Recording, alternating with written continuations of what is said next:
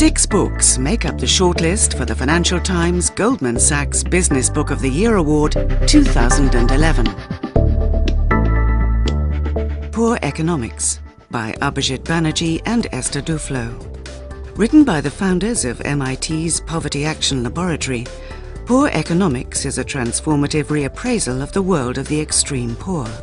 While billions of government dollars and thousands of organizations are dedicated to helping the world's poor, much of the work they do is based on assumptions that are untested generalizations at best and harmful misperceptions at worst.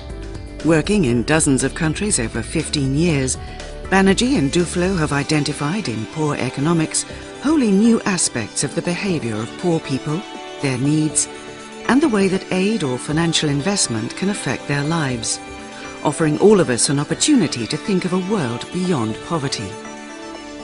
Poor Economics is actually an incredibly rich book on the economics of poverty. Ever since Adam Smith, much effort was put into understanding the wealth of nations, much less into understanding the poverty of individuals. This book is highly radical and entirely practical. Radical because it changes the basics of the economics of poverty. Highly practical because it comes with a number of suggestions on how to improve anti-poverty policies to make them more effective. In a sense, it is the experiments conducted with the poor themselves, talking with them, that bring about these results on how to improve the anti-poverty policies. And this is passionate reading because the topic is potentially desperate, but one concludes the reading of this book with a lot of hope. Exorbitant Privilege by Barry Eichengreen. For more than half a century, the dollar has been not just America's currency, but the world's. This was a source of strength for the United States. But now, with US budget deficits growing, holding dollars is viewed as a losing proposition. In Exorbitant Privilege, Barry Eichengreen traces the rise of the dollar to its domination of the global economy. With the rise of China, India, Brazil, and other emerging economies, America no longer towers over the global economy. Incisive and challenging, Exorbitant Privilege is a fascinating analysis of the changes that lie ahead, and a challenge equally to those who warn that the dollar is doomed or regard its continuing dominance as inevitable. Exorbitant Privilege is a very enjoyable canter down the economic history of the US dollar, and a fair warning not to underestimate the role of the US dollar in the global economy and not to overestimate the future role of an untradable and non-trading renminbi. It doesn't really focus on the current Eurozone crisis, but it does have a very telling point that it is self-destructive politics that will accelerate the decline of the dollar, if anything. Triumph of the City by Edward Glaser.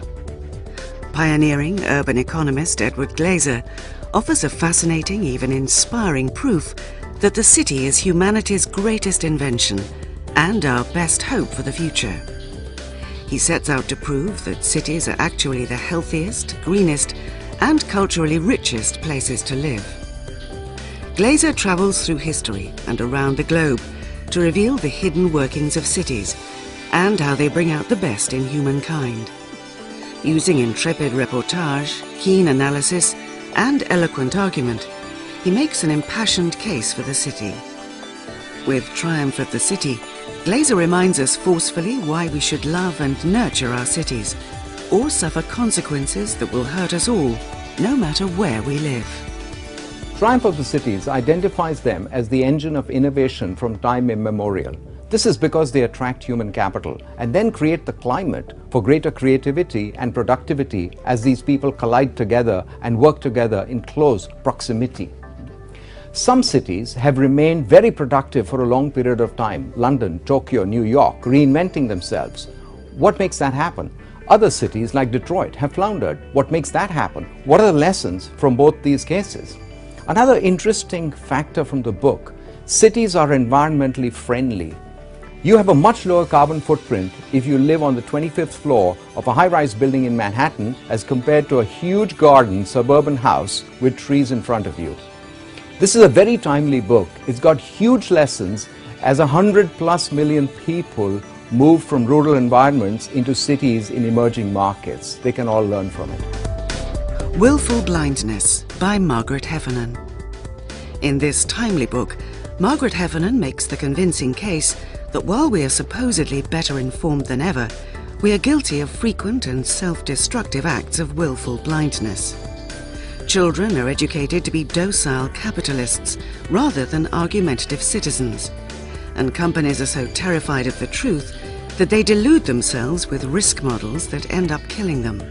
Ranging through history, business, science, government and the family, Heffernan's engaging book explains why willful blindness is so dangerous in our interconnected world, before suggesting ways institutions and individuals can start to combat it.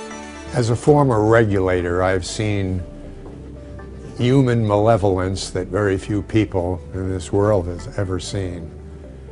And Willful Blindness is a book that really points out why people go wrong, what characteristics they have which make them take that turn to the left, which could be catastrophic. And if any one of the books that I've read for this contest I had to select for my two children who are going into business, it would be Willful Blindness, because it points out the irrationality of the decision-making process and the importance, most critically, of going against conventional thinking. It is a compelling, well-written, fascinating story of what business life is and what twists and turns individuals can avoid by being mindful of their own frailty, being mindful of their own prejudices, and being able to stand up to so-called conventional thinking. Good Strategy, Bad Strategy by Richard Rummelt. Using compelling examples and penetrating insights, Richard Rummelt explores new and powerful ways leaders can tackle obstacles. He explains what is and what is not good strategy and good strategic thinking, and what actions organizations should embrace as well as avoid, using examples from world and corporate history, from Hannibal and Operation Desert Storm to IBM and Apple. In Good Strategy, Bad Strategy, Rummelt does not offer simplistic formulas for success. Instead, he explains the logic of good strategy and the sources of power that talented strategists have tapped, highlighting the pitfalls and fallacies one must avoid. You know, every business person, every CEO needs to know what makes a strategy good. And in Good Strategy, Bad Strategy, Richard Rummelt really shows the power of insight. Insight about your customers, insight about your markets, insight about what you can do. It's a fantastic book, and I'd recommend it to anybody who wants to build good strategy. The Quest by Daniel Yergin. In this long-awaited successor to his Pulitzer-winning The Prize, Daniel Yergin provides an essential narrative of global energy, the principal engine of geopolitical and economic change, and central to the battle over climate change. From the jammed streets of Beijing, the shores of the Caspian Sea, and the conflicts in the Middle East, to Capitol Hill and Silicon Valley, Yergin takes us inside the decisions and choices that are shaping our future. The Quest presents an extraordinary range of characters and a panorama of dramatic stories that illustrate the principles that will shape a robust and flexible energy security system for the decades to come. Daniel Yergin is one of the great narrative writers of our time in the business community. And in his book, The Quest, he certainly does not disappoint the reader. This is a very coherent expose of the key issues in the area of energy. What he does is not only does he write about the last 20 years on what happened and how we have come to this particular point of time, but also he draws up the key pointers for us for the next 20 years or so, and does it in a very compelling way.